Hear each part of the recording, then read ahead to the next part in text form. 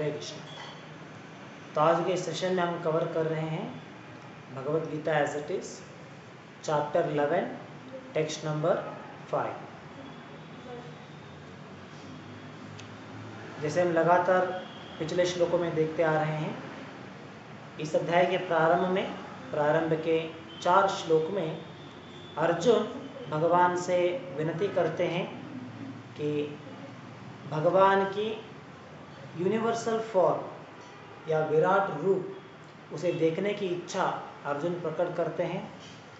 और साथ ही अर्जुन भगवान से विनती भी करते हैं कि अगर अर्जुन समर्थ है उस रूप को देखने के लिए तो भगवान कृपा करते हुए अर्जुन के ऊपर उस रूप का उन्हें दर्शन दिखाइए। तो अर्जुन की इस विनती को सुनने के बाद आज के श्लोक में, जो 5वां श्लोक है इस अध्याय का, आज के श्लोक में भगवान कृष्ण अर्जुन को पुनः संबोधित कर रहे हैं। और संबोधित करते हुए यहाँ पे हम देख सकते हैं भगवान अर्जुन की विनती को स्वीकार कर रहे हैं और अपनी विराट रूप का दर्शन देखने के लिए, विराट रूप का दर्शन देने के लिए तैयार हो रहे हैं। तो यहाँ पे हम देख सकते हैं भगवान अर्जुन से कह रहे हैं, पश्य में पार्थ रूपाणि शतशोथ सहस्रशः। पश्य में पार्था ये जो शब्द है ये अर्जुन के लिए संबोधित किया जा रहा है। तो भगवान यहाँ पे कहते हैं, वो पार्था, बिहोल्ड नाउ माय ओपुलेंसेस। जो आपने इच्छा किया है, जो आपने डिजायर किया है, तो उसके अनुसार मैं आपको अपना यूनिवर्सल फॉर्म दिखाने वाला हूं, तो आप इसे देखने के लिए रेडी हो जाइए। तो भगवान यहाँ पे अपने उस रूप के बारे में कहते हैं कि भगवान की ये विराट रूप जो है वो किस प्रकार से है। भगवान कहते हैं शतशोथ सहस्रशः। शतश मतलब है, शता मतलब हंड्रेड्स, सहस्र मतलब थाउजेंड्स। शतशोथ सहस्रशः, हंड्रेड्स ऑफ थाउजेंड्स क्या है, नाना विधानि दिव्यानि नाना वर्ण आकृतिनि च। नाना वर्ण, तो भगवान की ये जो रूप है जिसे विराट रूप कहा जा रहा है, तो किस प्रकार से है, hundreds of thousands of varied divine forms multi colour like the sea. एक उदाहरण दिया जा रहा है कि जिस प्रकार समुद्र में कभी कभी इतने सारे रंग को देख सकते हैं। समुद्र की जो लाइट होती है, जो लाइट जब समुद्र के ऊपर गिरता है तो it manifest in different colours. जैसे हम देखते हैं कभी कभी रेनबो जो डिफरेंट कलर्स होती है। तो इस प्रकार भगवान की ये जो विराट रूप है वो भी divine forms with multi colour like this. भगवान का ये रूप भी इतने सारे रंगों से भरा हुआ है। तो आज के श्लोक में भगवान प्रारंभ कर रहे हैं अपनी उस यूनिवर्सल फॉर्म के बारे में समझाने। तो हम देख सकते हैं भगवान अपने उस रूप को दिखाने से पूर्व अर्जुन को रेडी कर रहे हैं उस रूप के बारे में सुनाते हुए। क्योंकि भगवान का ये जो विराट रूप है ये इतना गौर है देखने के लिए। शास्त्रों में कहते हैं कि डिवोटीज, कोई भी भक्त जो है वो भगवान की स्वरूप को देखने की इच्छा नहीं रखते। क्यों भगवान के रूप को देखने की इच्छा नहीं रखते भक्त लोग? क्योंकि ये रूप जो है it is not pleasing to the eyes, neither it is pleasing to the heart. भगवान का ये रूप हमारे नेत्रों के लिए भी आनंददायक नहीं है और हमारे हृदय के लिए भी आनंददायक नहीं है। क्योंकि ये रूप इतना घोर है, इतने ghastly form of the Lord. Ghastly मतलब इतना घोर है रूप देखने के लिए कि कोई भी भक्त इस रूप को देखने की इच्छा नहीं रखते हैं जनरली। तो अर्जुन यहाँ पे क्यों ये इच्छा रख रहे हैं, ये ऑलरेडी हमने पिछले क्लासों में समझाया है।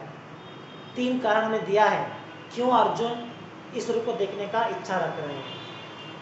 तो इस प्रकार क्योंकि ये रूप इतना गास्टली है, इतना घोर है और कोई भी इसे देखने का पसंद नहीं करेंगे डिवोटीज, तो इसीलिए भगवान क्या कर रहे हैं यहाँ पे, अर्जुन को उस रूप को दिखाने से पूर्व उसके बारे में सुना रहे हैं। कहते हैं ना, सरप्राइजिंगली या कोई शॉक देने के बदले पहले उसके बारे में थोड़ा बहुत बात करके ऐसा है उसके बारे में कुछ इन्फॉर्मेशन देने के बाद अगर उस ट्रूथ को दिखाएंगे तो वो उतना क्या कहते हैं सरप्राइजिंग नहीं होगा। जैसे मान लीजिए एक व्यक्ति अगर अपनी बिजनेस में उसने बहुत बड़ी प्रमाण में लॉस हो गया है, बहुत करोड़ों रुपए का लॉस हो गया है उसे, और उसको ये इसके बारे में ज्ञात नहीं है, और आप उसको इसके बारे में समझाना है, इसके बारे में उसको सुनाना है कि देख लीजिए आपका जो बिजनेस था उसमें इतना बड़ा नुकसान हो गया है। यानी तो मान लीजिए उसका जो फर्म है, उसका जो गोडाउन है, वहाँ पे आग लग गया है और आग लग के पूरा गोडाउन जो है वो तहस नहस हो गया है, पूरा जल गया है। और उसको, उस व्यक्ति को इसके बारे में अगर आप समझाना चाहते हैं, दिखाना चाहते हैं, तो क्या करना चाहिए, पहले डायरेक्टली उसको उसके सामने जाके खड़ा कर देंगे और कह देंगे देखो तुम्हारा सब कुछ जल गया, तो it will be big shock for you, उसके लिए बड़ा शॉक हो जाएगा। तो हो सकता है वो उस सदमे को बर्दाश्त नहीं कर पाएगा। तो अगर उसको इसके बारे में आपको सुनाना है, समझाना है उसे, तो पहले आपको उसे बात करना होगा, उसे उसके बारे में थोड़ी हिंट्स देनी होगी कि अगर आग लग जाएगा तो क्या होगा, अगर नुकसान हो जाएगा तो इंश्योरेंस किस प्रकार से काम आएगा। कुछ ना कुछ तरीके से बातों में आपको उसे उलझाते हुए उसको पहले उसके बारे में हिंट देना होगा कि ऐसा कुछ हुआ है, तो उसे हिंट देना है। और जब उसे लगता है कि कुछ तो गड़बड़ हुआ है, कुछ तो बुरा हुआ है, तो इसके बारे में मुझे भी सुनना है, तो वो पहले सतर्क हो जाएगा। और जब उसको उस न्यूज़ के बारे में सुनाएंगे कि इस प्रकार से आपकी गोडाउन में आग लग गया था, आपकी दुकान में आग लग गया था, तो वो उसे सहन कर सकेगा। तो ये एक क्रूड एग्जाम्पल है जो मैंने दिया है। तो इसी प्रकार भगवान के जो विराट रूप है ये इतना घोर है कि एक ही बार अगर मान लीजिए जैसे ही अर्जुन ने विनती किया भगवान से, तो भगवान उसे सुनते ही इमीडिएटली वो अपना रूप दिखा देंगे। तो हो सकता था कि अर्जुन उसे देखने के लिए उतना कठोर हृदय वाले नहीं हो सकते थे। तो इसीलिए भगवान क्या करते हैं, पहले अर्जुन को रेडी कर रहे हैं उस रूप को देखने के लिए। वो रूप जो जितना घोर है उसे समझने के लिए अर्जुन को प्रिपेयर किया जा रहा है। तो प्रिपरेशन कैसे चल रहा है, भगवान अर्जुन को उस रूप के बारे में पहले सुनाते हैं कि वो रूप किस प्रकार से है, कैसे दिखता है, कितना घोर है, उसमें क्या क्या दिखेगा, क्या क्या उसमें आप एक्सपेक्ट कर सकते हैं देखने के लिए। तो इस प्रकार से उसके बारे में सुनाते हैं पहले और बाद में उस रूप को दिखाएंगे। और ये लगातार श्लोकों में हम देखेंगे, आगे आने वाले लगातार श्लोकों में भगवान पहले उसके बारे में सुना रहे हैं और बाद में जब भगवान वो रूप दिखाएंगे तो उस रूप को दिखाने के बाद संजय उस रूप के बारे में वर्णन करना प्रारंभ करते हैं। तो यहाँ पे संजय कहाँ से आते हैं बीच में, से आपको ज्ञात रहेगा, संजय धृतराष्ट्र को ये सभी विचार वहां पे बता रहे हैं जो साइमल्टेनियसली सब कुछ चल रहा है। कुरुक्षेत्र में अर्जुन और भगवान के बीच में वार्तालाप चल रहा है और साइमल्टेनियसली उसी समय संजय और धृतराष्ट्र हस्तिनापुर में बैठे हुए वहां पे यहाँ पे जो युद्ध भूमि में जो चल रहा है वो वहां पे नैरेट कर रहे हैं। तो भगवान इसके बारे में समझाने के बाद जब भगवान वो रूप दिखाएंगे तो अर्जुन, भगवान को वो रूप दिखा रहे हैं और अर्जुन उस रूप को देख रहे हैं। और जब संजय हस्तिनापुर में बैठे हुए वो इस विचार को वहां पे जो चल रहा है, वहां पे जो दिख रहा है, उस विचार को धृतराष्ट्र को समझाते हैं। तो वो विचार आगे आने वाले श्लोकों में हम देखेंगे। तो भावार्थ में हम देख सकते हैं, भावार्थ में प्रभुपाद कहते हैं भगवान की ये जो रूप है, विराट रूप, जिसको देखने का इच्छा प्रकट कर रहे हैं, ये विराट रूप भगवान की बाकी के रूपों से अलग है। किस प्रकार से अलग है? भगवान के जो अलग रूप हैं, बाकी के जो रूप हैं, वो सभी एटर्नल है। एटर्नल मतलब शाश्वत। भगवान के जो अलग रूप, जिस प्रकार से वामन अवतार, नरसिंह अवतार, चैतन्य अवतार, या नहीं तो वराह अवतार, रामचंद्र अवतार, ये सभी जो अवतार आते हैं भगवान के, ये सभी eternal incarnations, eternal forms of the Lord. मतलब आध्यात्मिक लोक में भगवान के ये रूप शाश्वत रूप में वह प्रेजेंट है। जब आवश्यकता होती है तब वो अवतार इस धरती पे जन्म लेते हैं या इस धरती पे अवतार लेते हैं, और उस अवतार की जो कारण होती है वो लीलायां प्रकट करते हैं, और उसके बाद में यहाँ से फिर से डिसअपीयर हो जाते हैं, और यहाँ से जाने के बाद पुनः आध्यात्मिक धाम में वो एटर्नली वहाँ पर रहेंगे। और जो उस रूप के भक्त लोग हैं वो भी एटर्नली आध्यात्मिक धाम में रहते हैं। तो आध्यात्मिक धाम में, जिसे कहते हैं आध्यात्मिक धाम में मिलियंस ऑफ वैकुंठास प्रेजेंट है। तो हर एक वैकुंठ में, वहां पे ऐसा नहीं कि सिर्फ एक वैकुंठ है, देयर आर मिलियंस ऑफ वैकुंठास। हर एक वैकुंठ लोक में भगवान का एक रूप वहां पे प्रेजेंट होता है, भगवान के एक अवतार वहां पे प्रेजेंट होती है। जैसे मान लीजिए नरसिंह देव अवतार आते हैं, तो नरसिंह देव का एक प्लैनेट है वहां पे, एक वैकुंठ लोका है, जहाँ पे नरसिंह देव ही वहाँ पे प्रिडोमिनेटिंग डीटी है।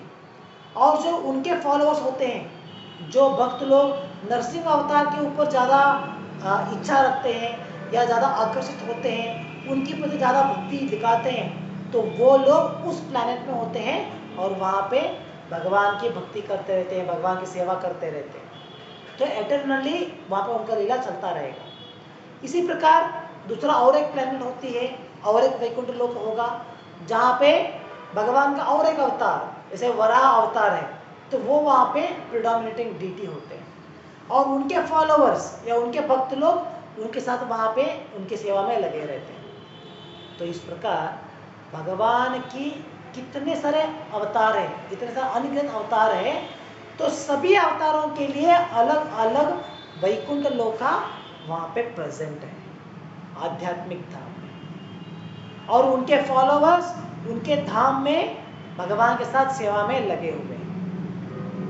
तो ये सभी अवतार एटर्नल होते हैं वहाँ पे।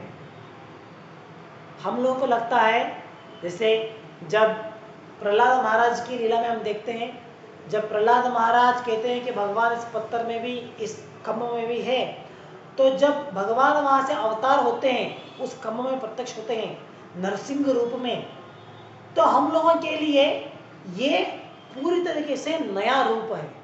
जैसे हिरण्यकशिपु, उसने कभी सुना भी नहीं था कि भगवान का ऐसा भी एक रूप है जहाँ पे मनुष्य का शरीर है और शेर का सिर है, ऐसा रूप एग्जिस्ट करता है, ये उसको ज्ञात ही नहीं था।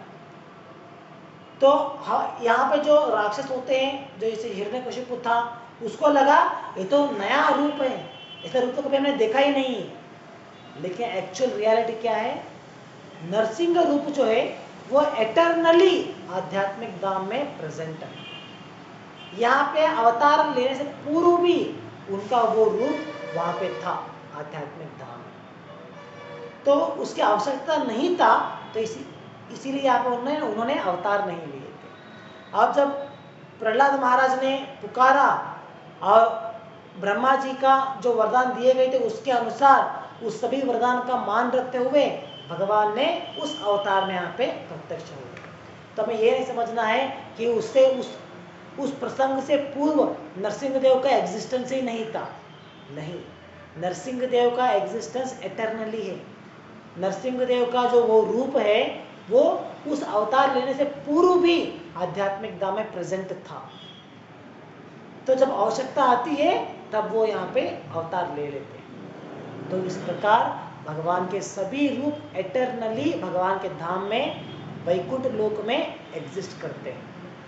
तो जिस अवतार के बारे में हमने सुना भी नहीं है, जिस अवतारों के बारे में हमने समझा भी नहीं, कई शास्त्रों में पढ़ा भी नहीं है, उतने अवतार वहाँ पे है एक्चुअली, उतने रूप, अलग अलग रूप भी वहाँ पे प्रेजेंट है वैकुंठ लोक में। तो जब उसका अवतार, जब उसका आवश्यकता आएगा तब वो यहाँ पे अवतार ले लेगा। जैसे और एग्जाम्पल में अगर आप देखेंगे तो कल्कि रूप जो है भगवान का कल्कि रूप जो है वो कलियुग के अंत में आने वाला है। कलियुग के अंत में मतलब आज से लगभग 3 लाख वर्षों के बाद वो अवतार आने वाला है। तो इसका मतलब ये नहीं है कि एट प्रेजेंट वो अवतार एग्जिस्ट ही नहीं करता है, नहीं, भगवान का कल के अवतार ऑलरेडी एग्जिस्टिंग कर रहा है। कहाँ पे है? वैकुंठ लोक में है, भगवान के धाम में है, उनका एक प्लैनेट है और वहाँ पे आध्यात्मिक स्तर पे वो एग्जिस्ट करते हैं।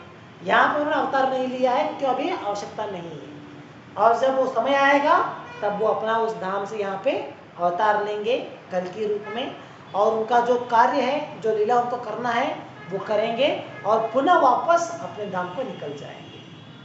तो इस प्रकार हमें समझना चाहिए कि भगवान के सभी रूप जो है वो एटर्नल है, शाश्वत है, लेकिन भगवान के ये जो भौतिक रूप है ये उसका अलग है।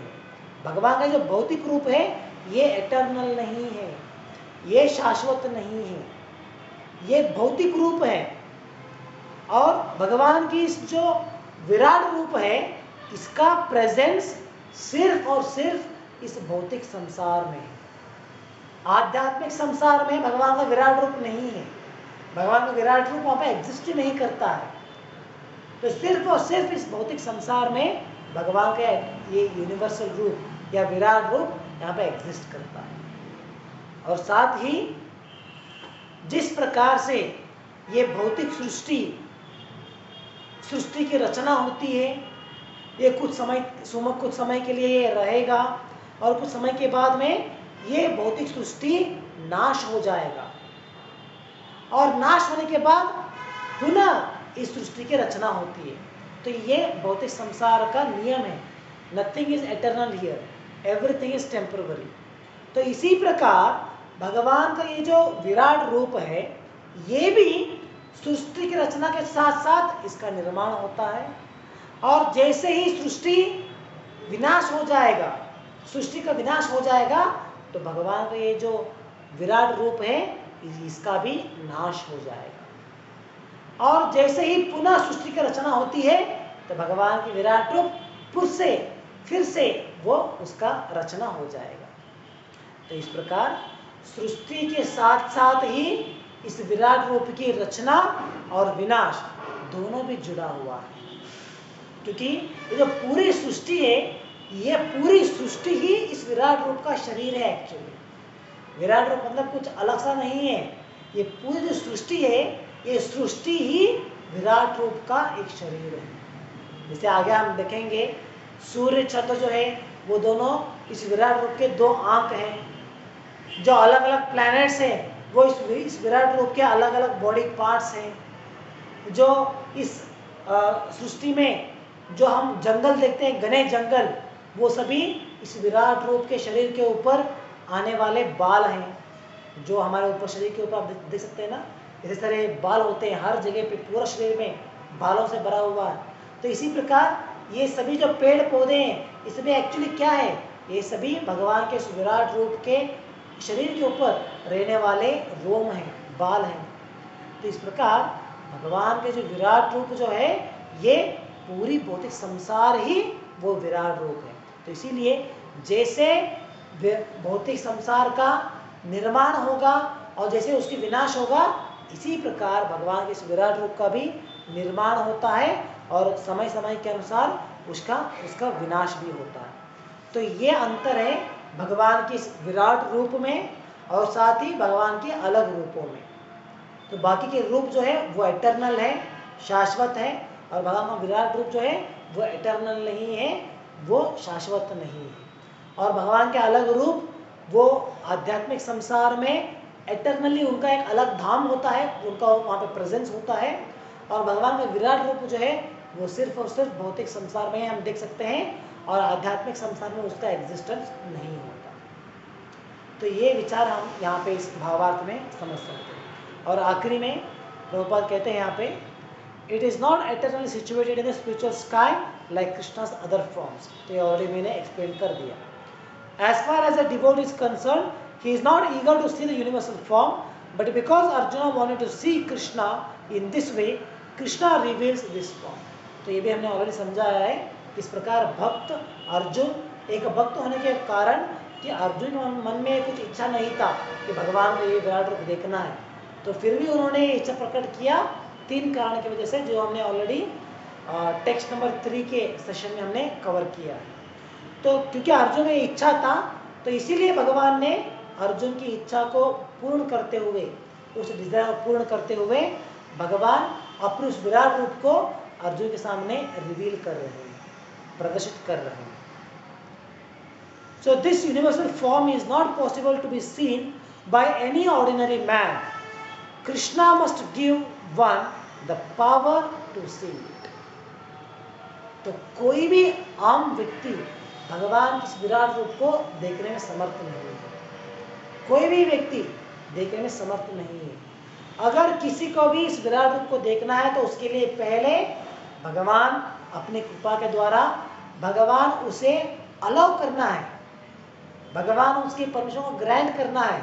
और जब भगवान अलाउ करेंगे कि उस रूप को देखने के लिए हमें अलाउ करेंगे, तब जाके हम उस रूप को देख सकते हैं, वरना ये पॉसिबल नहीं है। हमें ये नहीं सोचना है कि भगवान का ये विराट रूप ये तो भौतिक है, तो कोई भी इसे देख सकता है।